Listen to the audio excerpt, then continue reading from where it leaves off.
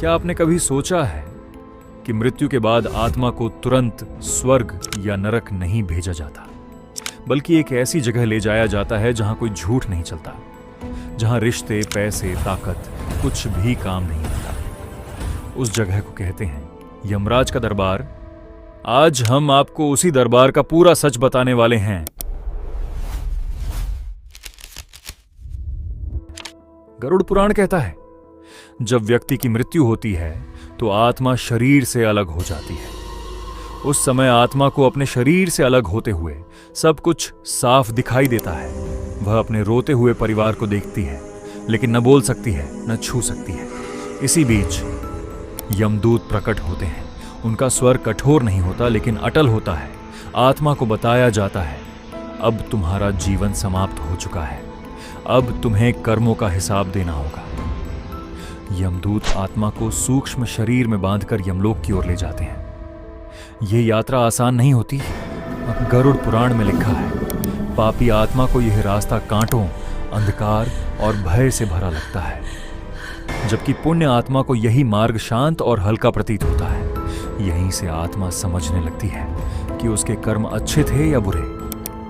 यमलोक में एक विशाल दरबार होता है। बीच में विराजमान होते हैं धर्मराज, यमराज। उनका स्वरूप भयानक नहीं, बल्कि न्यायपूर्ण होता है। उनकी आंखों में क्रोध नहीं, सिर्फ सत्य होता है।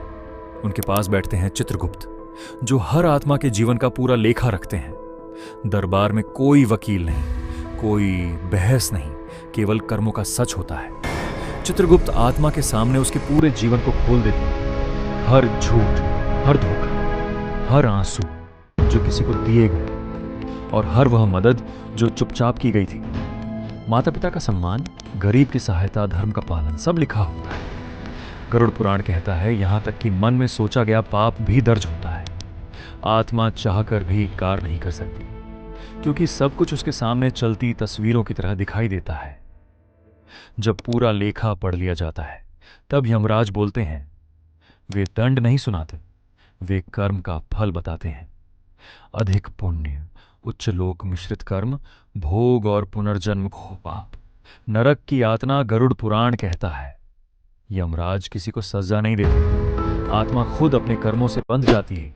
सबसे भयावह बात यह है, जब आत्मा अपने कर्मों का परिणाम देखती है, कई बार वह खुद यमराज से कहती है, मुझे मेरे कर्मों का दंड स्वीकार है, क्योंकि वहां झूठ से भागने का कोई रास्ता नहीं। गरुड़ पुराण हमें डराने नहीं, जगाने आया है, ताकि जब जीवन का अंतिम दरबार लगे तो हमें आंखें झुकानी न पड़े।